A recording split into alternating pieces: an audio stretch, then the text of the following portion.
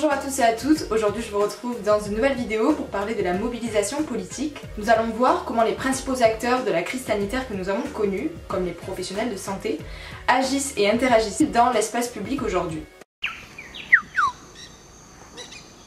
Dans un monde dominé par la précipitation, l'angoisse et l'invective, nous vous proposons « Je veux juste comprendre ».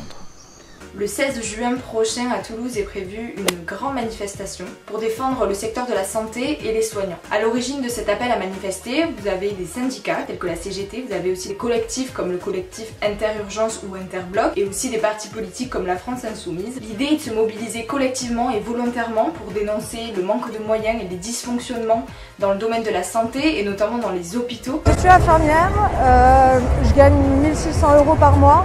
Mais c'est pas pour mon salaire que je suis ici, parce que si je voulais faire ça pour l'argent, je serais pas devenue infirmière. Non, moi je suis ici parce que je manque de moyens, je manque de matériel et je manque de temps. Et c'est ça la cruauté du problème actuel. On ne demande pas forcément une hausse de salaire, on ne demande pas forcément plus de vacances. Moi je m'en fous des vacances, c'est pas la question. On voudrait traiter nos patients avec de la dignité. Et ces dernières années, en fait, on nous demande de faire toujours pareil, dans le même temps, imparti, avec moins d'effectifs. Et moins d'argent et moins de matériel. Le personnel soignant va donc profiter du déconfinement pour descendre dans la rue et manifester leur colère contre le gouvernement. Cette mobilisation dite populaire se veut être pacifiste, dont rassembler à la fois des personnels soignants mais aussi des citoyens solidaires avec cette cause, dans le but de faire pression sur le gouvernement pour qu'il investisse davantage de moyens et aussi qu'il mette toutes ces questions-là et toutes ces problématiques dans son agenda politique. Aujourd'hui en France, en moyenne, sans parler de la période du confinement, on a 25 manifestations par jour. Ça peut être des manifestations de 10 personnes d'ailleurs. La manifestation reste la participation politique la plus utilisée. Il faut savoir que l'action collective elle est très présente en France. Elle concerte un ensemble d'acteurs dans une logique de revendication ou pour défendre un intérêt ou une cause. Mais le passage à l'action collective ne va pas de soi, c'est pas parce qu'on a un adversaire ou une cause en commun que nous allons se mobiliser collectivement. Il y a tout un processus de conscientisation d'intérêts communs. Il faut aussi qu'il y ait une mobilisation à l'engagement, il faut que le groupe soit organisé, structuré, voire institutionnalisé. Il faut qu'il y ait aussi un entrepreneur de mobilisation qui va pousser à probablement faire émerger le mouvement social, l'action collective. À travers cette vidéo, on va voir comment une idée, une exaspération des revendications peuvent se transformer en action collective dans l'espace public. Et ça va être très théorique. En fait, j'étudie ça dans mes cours, mais je trouvais ça intéressant à vous expliquer, à vous montrer différentes théories, différentes approches, comment on peut étudier un mouvement social et comment on peut l'expliquer. On peut d'abord étudier l'action collective avec une approche rationnelle. Et pour ça, j'ai deux auteurs à vous présenter. Le premier, Mancur Olson, qui lui a une perception économique intéressée de l'action collective. Mancur Olson, c'est un économiste politiste américain qui est du XXe siècle. Il explique que dans beaucoup de mobilisations, d'actions collectives, l'individu n'a pas grand intérêt à participer à cette action, puisque cette action va lui coûter lui personnellement plus cher que ce qu'elle va lui rapporter. Donc en gros, il va préférer laisser les autres y aller, mais tout en voulant bénéficier aussi des avantages que cette action collective aura su tirer. Il montre que le choix des individus à participer dans une action collective, ça dépend aussi de la taille du groupe. Plus le groupe est grand, moins l'individu aura de pression sur lui à participer à l'action collective que si ça serait une petite manifestation. Il va aussi se demander quel bénéfice il va pouvoir retirer de son engagement.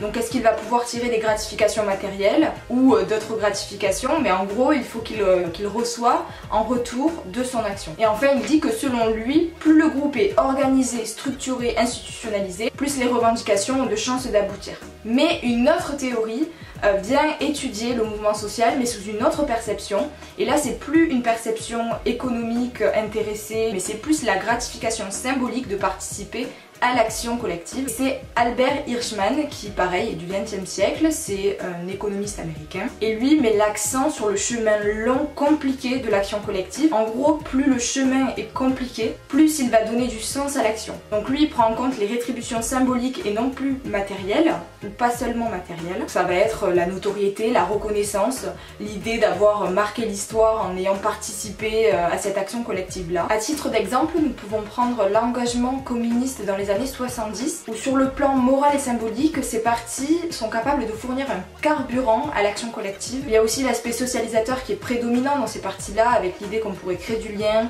partager des idées, se retrouver. Nous pouvons étudier aussi l'action collective sous un autre angle et avec une approche plutôt contextuelle. Pour ça, je vais vous parler de Antonio Oberschell. En gros, il explique que si un mouvement est intégré à l'égard du pouvoir politique, s'il entretient des liens avec le pouvoir politique, il peut avoir des relations fortes et institutionnalisées, donc avec des syndicats, des associations, peu importe. Maintenant, un mouvement social peut être segmenté du pouvoir politique et ça peut être volontaire, et donc de fait, il n'a aucun lien avec le pouvoir politique. C'est par exemple le cas pour les Gilets jaunes. Il a voulu se représenter sans leader, sans porte-parole, mais également très distancié du pouvoir politique. Un mouvement peut être atomisé, segmenté à l'égard du pouvoir politique et peut être récupéré par des associations ou par un syndicat ou par un parti politique pour qu'ensuite ces revendications soient institutionnalisées. C'est par exemple le cas des émeutes urbaines en 2005 qui ont été repris par des associations étudiantes pour porter leurs revendications dans l'arène institutionnelle et pour être plus visibles dans les médias, pour être plus visibles à l'égard du gouvernement et pour que ces revendications qui soient portées soient mises à l'agenda, qu'il y ait des politiques publiques qui soient mises en place. Antonio Oberschell souligne aussi l'influence et l'importance du contexte sur la probabilité de la naissance du mouvement social, ce qui voudrait dire que le contexte peut être totalement défavorable au mouvement social à un moment et peut l'être pour plus tard, à un autre moment. Ça dépend aussi du régime politique, hein. Je veux dire, ici, nous, en France, on a la chance de pouvoir manifester librement, faire porter nos voix. Dans d'autres pays où les régimes politiques sont plus autoritaires et où le droit de manifestation est interdit, ou alors les manifestations sont très réprimées, il est plus compliqué aussi de faire aboutir des revendications ou de faire émerger simplement un mouvement social. Voilà, cette vidéo est terminée, j'espère qu'elle vous aura plu. Elle était assez théorique mais je trouvais ça assez intéressant. On se retrouve très prochainement pour une nouvelle chronique, je veux juste comprendre.